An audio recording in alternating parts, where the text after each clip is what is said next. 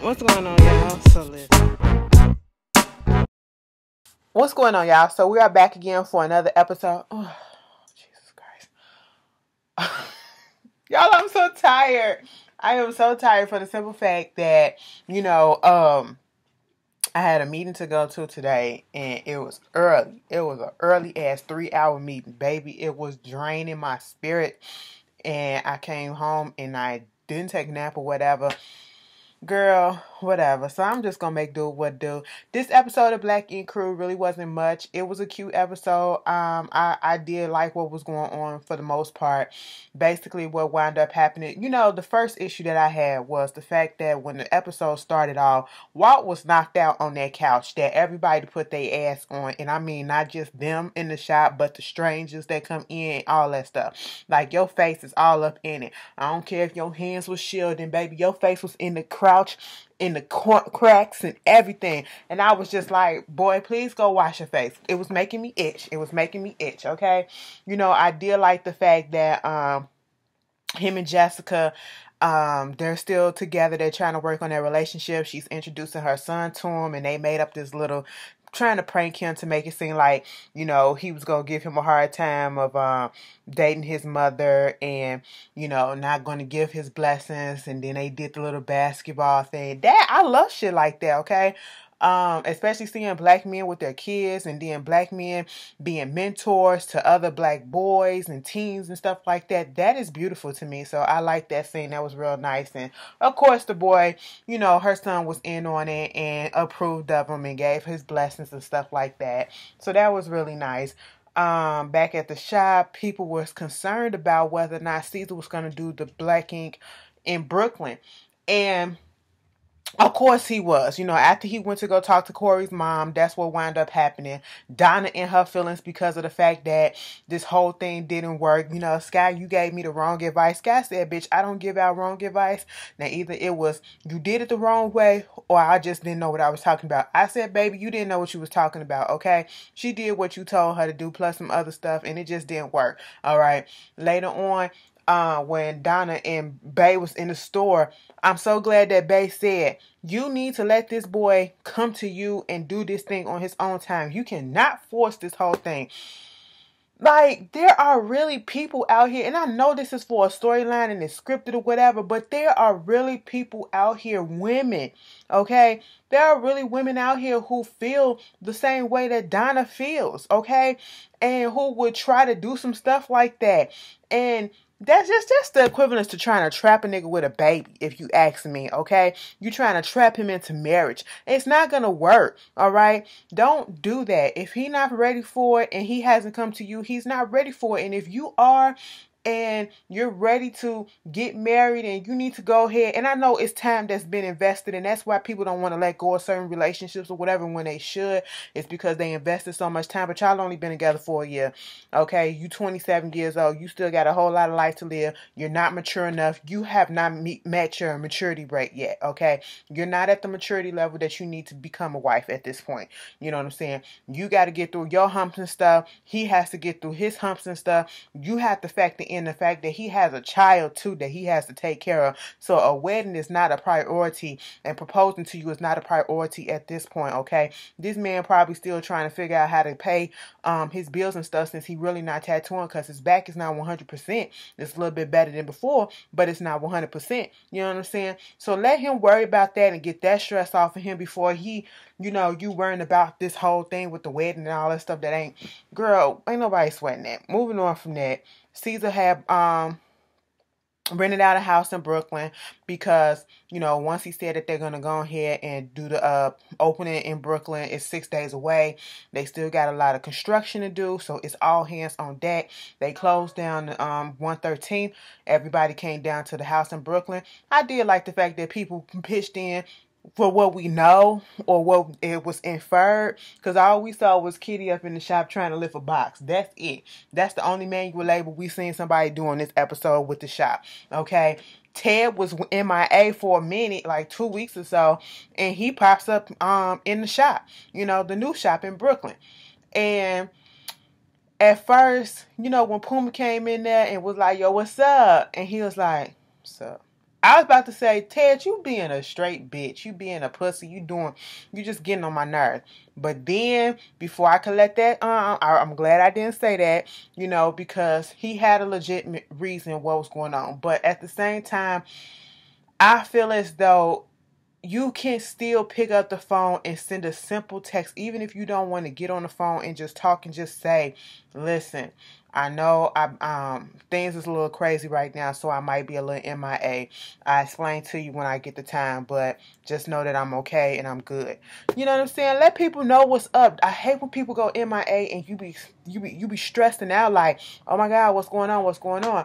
But his story is just one that a lot of people are going through, unfortunately, especially a lot of black men, a lot of people who have black family members who are in jail and wrongfully accused, and especially, I heard they're trying to get Rikers Island closed down. They're trying to get their hellhole shut down, and I hope they really do, because the atrocities that goes on in there, it's just disgusting, and I feel bad for Ted. Regardless of how I feel about him, I feel bad for the situation that his family is going through with his brother being in jail. His case not going well. They said basically there's nothing that they can do. He got to live out this sentence of 7-8 years, and he wind up getting into altercation or something with the security, the police in the jail or whatever, and he got beat up. And so, his mom is dealing with that, plus her health problems on top of that. It's just a lot. And Ted, well, you could tell he wanted to cry. His eyes watered up, but he wouldn't let that tear fall on camera. And I was like, baby, just let it flow. You got Puma and Caesar there, them your brothers. Let them, embrace, you know what I'm saying? I said, hug that man. Y'all be making me mad. This the second time I had to see somebody damn near about to break down or broke down, and ain't nobody get up and hug them. Put that pride to the side and all that shit. Bitch, hug your bruh. Or did they? Girl, when he was standing there, I just wanted them to put your arms around him or whatever. But it was nice that they was there, and it was nice that he apologized to Puma and Caesar for being MIA and for the way that he has been treating Puma. So that was nice. And I hope things do work out with his brother. I would never know how that feels, and I hope to never experience some type of trauma and traumatic events like that, to have a family member or somebody that you're close to that you can't do nothing for, and they're in trouble, and there is absolutely nothing that you can do to stop the situation. That has to be the most terrible feeling in the world. One of the most terrible feelings in the world. But moving on from that, while they down in Brooklyn, there was a little fest that happened. Caesar gets up there, he's not afraid anymore. He's introducing the fact that Black King Karu is going to be down there in Brooklyn. This is back where he started. He's going to give out free tattoos.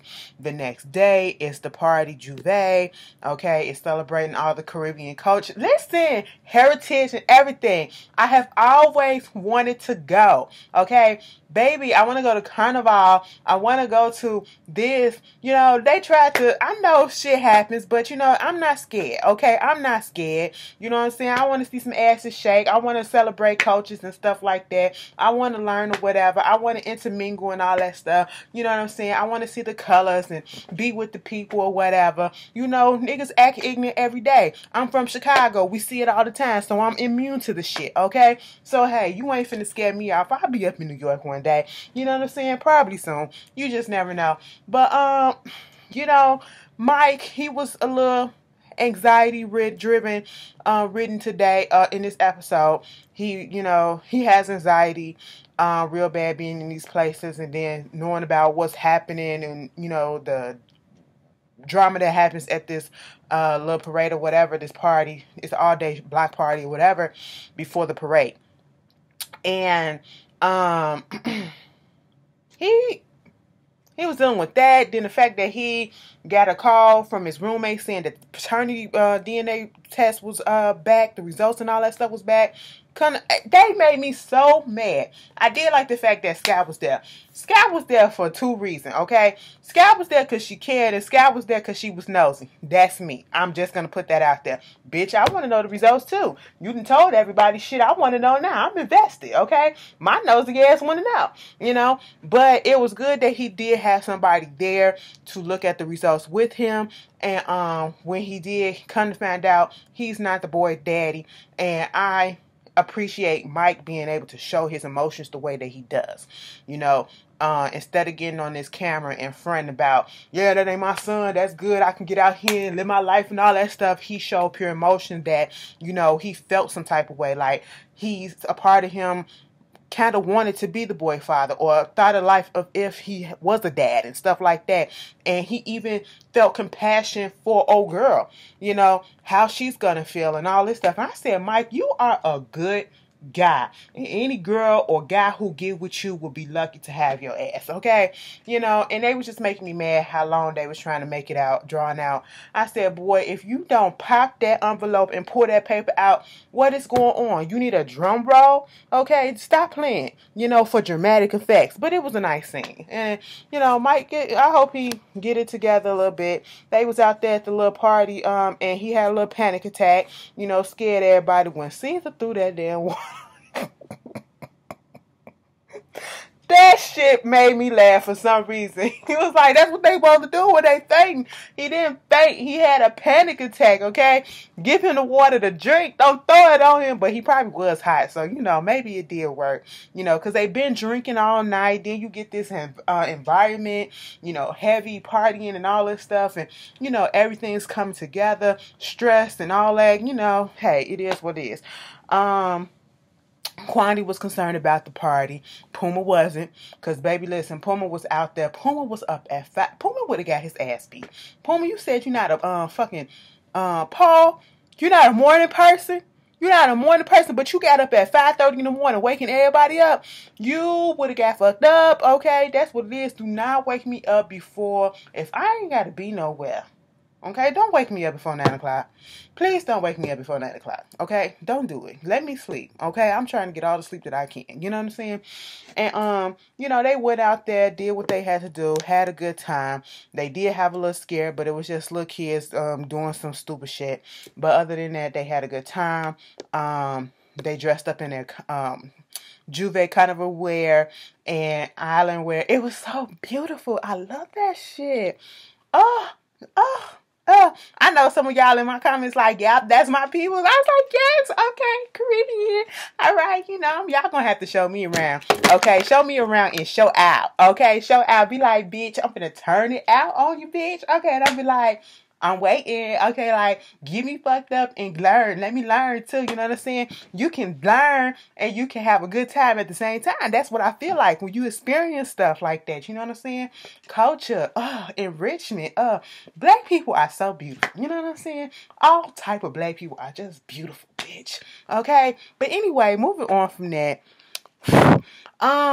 You know, it was the day of the parade, and like I said, they had a good time, and that was nice. That's basically how it ended. Y'all tell me how y'all felt about this episode, and I will see you guys later. Peace.